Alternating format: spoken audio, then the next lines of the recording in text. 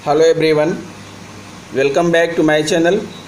दोस्तों, आज मैं आपकी एक बहुत बड़ी समस्या का हल लेकर आया हूं और मैं आपको इसमें कुछ विशेष बातें बताने चल रहा हूं जो अध्यापकों से संबंधित है।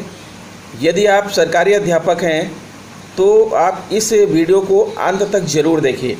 तो आज मैं आपको इस वीडियो में आपको यह बताने चल रहा हूं कि ये तीनों प्रकार के वेतन क्या हैं और इनमें क्या अंतर है और यह कब, कितना और किसे प्राप्त होता है। तो दोस्तों, मैं वीडियो को प्रारंभ करूं इसके पहले आपसे कहना चाहूँगा कि यदि आप मेरे चैनल पर नए हैं और अभी तक आपने मेरा चैनल सब्सक्राइब नहीं किया है तो सबसे पहले आप चैनल को सब्सक्राइब कर दीजिए, बेल आइकन को प्रेस कर दीजिए ताकि हमारे नोटिफिकेशंस आपको मिलते रहें और हो सके तो इसे आप दूसरे मित्रों को शेयर भी कीजिएगा। चयन वेतनमान और पदोन्नत वेतनमान के लिए तय की गई ये शर्तें। ध्यान दीजिएगा मित्रों, चयन वेतनमान क्या होता है। यदि आप किसी पद पर लगातार 10 वर्षों तक आपने सेवा दिया और आपकी पदोन्नति नहीं हुई तो ऐसी स्थिति में आप चयन वेतनमान की मांग करेंगे। और जिनका चयन वेतन लग गया उसके बाद अगर वो अगले 12 वर्ष तक पदोन्नति अगर उनकी नहीं होती है तो वो पदोन्नत वेतनमान के लिए मांग करेंगे। फिर से हमारी बात को सुन लीजिए।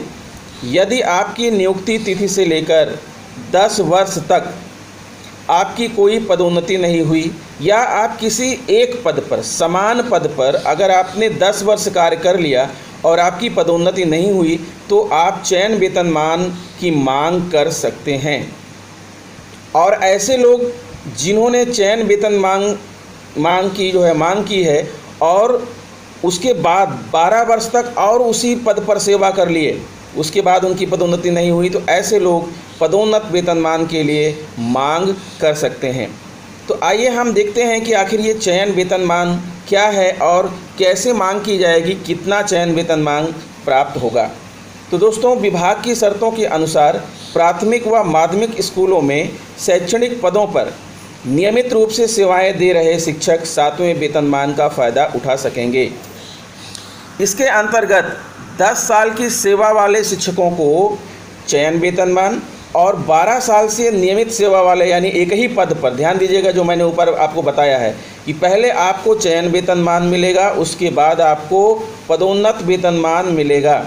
ठीक है, दोनों आपको एक साथ नहीं मिल सकती। बिना चयन वेतनमान के पदोन्नत वेतनमान नहीं मिल सकता। ध्यान दीजिए, पदोन्नत वेतनमान उन्हीं लोगों को मिलता है जिनको चयन वेतनमान प्राप्त हुआ है या जिन्होंने 12 साल तक नियमित रूप से सेवा वाले शिक्षकों को पदोन्नत वेतनमान का लाभ देने की बात कही गई है। यहाँ पर इस अंतर को आप एक बार फिर से क्लियर कर लीजिए कि अगर आपका किसी समान पद पर रहते हुए आपकी 10 साल तक प्रमोशन नहीं हुआ तो आपको चयन वेतनमान मिलेगा।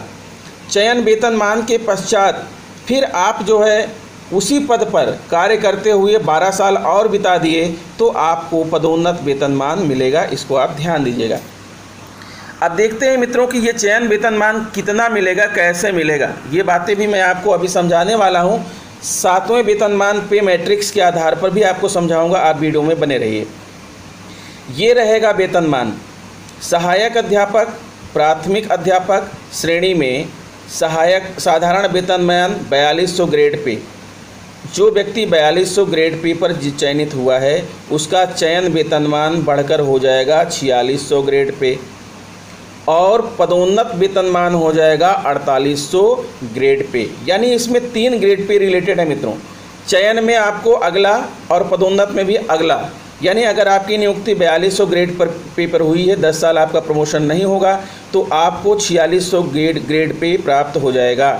और 4600 ग्रेड पे प्राप्त होने के बाद अगर 12 साल और पदोन्नति नहीं हुई तो आपको 4800 ग्रेड पे हो जाएगा। यही चीज़ अब आप आगे देखेंगे।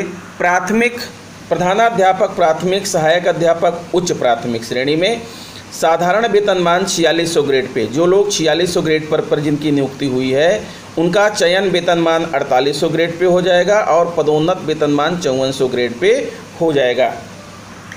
फिर उसके बाद अगला स्टेप है प्रधानाध्यापक उच्च प्राथमिक श्रेणी में साधारण वेतनमान 4800 ग्रेड पे, चयन वेतनमान 5400 ग्रेड पे और पदोन्नत वेतनमान 6600 ग्रेड पे हो जाएगा। कहने का मतलब ये है कि आप प्रधानाध्यापक उच्च प्राथमिक बनने के बाद अगर 10 साल आपने नौकरी कर लिया तो 10 साल के बाद आपका चयन वेतनमान 5400 ग्रेड पे हो जाएगा और 5400 ग्रेड पे होने के बाद अगर आप 12 साल और आप नौकरी कर लिए तो आपका पदोन्नत वेतनमान 6600 ग्रेड पे हो जाएगा।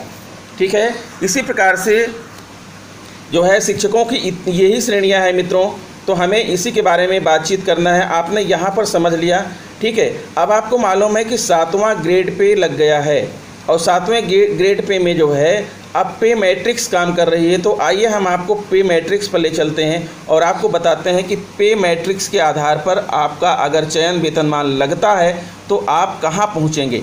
तो ध्यान दीजिएगा, मैं यहाँ पर बात करने वाला हूँ आपके सामने जो है ये 7th पे मैट्रिक्स मैंने खोल रखा है।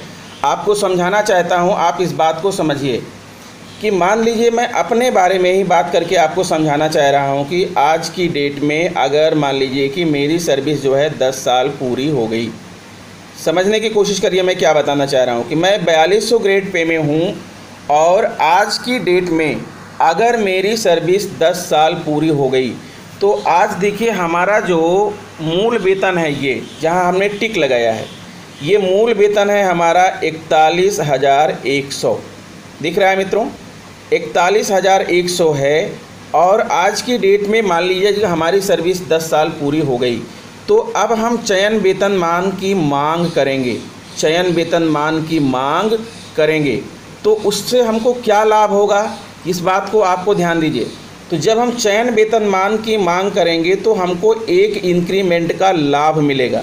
समझ रहे हैं मैं क्या कह रहा हूँ, एक इंक्रीमेंट का लाभ मिलेगा, अर्थात चयन वेतनमान अनुमन्य होने के बाद हमारा जो मूल वेतन है वो मूल वेतन हो जाएगा कितना, 42,300, 42,300 ये हमारा मूल वेतन हो जाएगा। अब उसके बाद हम जो है अगले ग्रेड पे में पहुंचेंगे।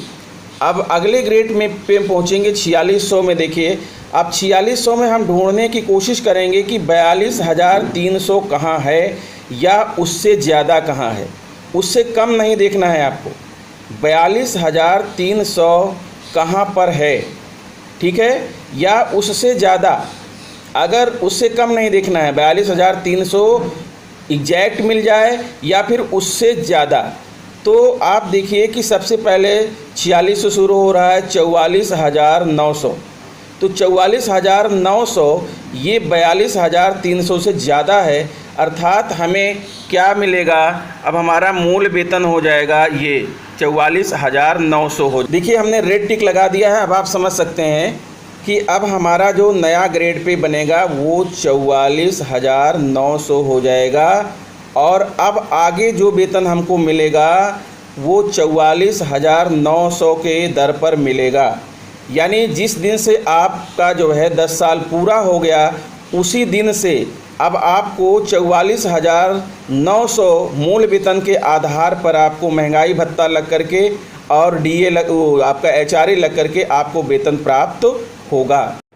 अब दोस्तों यहीं पर मैं आपको बता देना चाहता हूं, जैसा कि मैंने आपको समझाया, अर्थात चयन वेतनमान मिलने के पश्चात आपका मूल वेतन 44,900 हो जाना चाहिए, लेकिन वेतन विसंगत के कारण आपका ग्रेड पे तो बदल जाएगा, 4200 से आप आ जाएंगे यहाँ 4600 में, लेकिन वेतन तो आपको वही मिलेगा, सिर्फ एक इंक्रीमेंट बढ़ करके जो मैंने दिखाया था सिर्फ वही मिलेगा। अर्थात 4600 ग्रेड पे का जो 44,900 है वो नहीं मिलेगा। इस बात को आप ध्यान दे लीजिएगा। यही चीज़ें सबके साथ है। जब तक वेतन विसंगति 17,140 की दूर नहीं होती है तब तक हम सभी का बहुत बड़ा नुकसान हो रहा है और यह होता रहेगा। तो दोस्तों यही प्रक्रिया सबके साथ है। आशा करता हूं कि मेरा यह वीडियो आपको पसंद आया होगा। अगर वीडियो पसंद आया है तो प्लीज़ हमारे चैनल को सब्सक्राइब करके बेल आइकन को प्रेस कर दीजिए। मिलेंगे आपसे नेक्स्ट वीडियो में कुछ नई जानकारी लेकर, तब तक के लिए नमस्कार।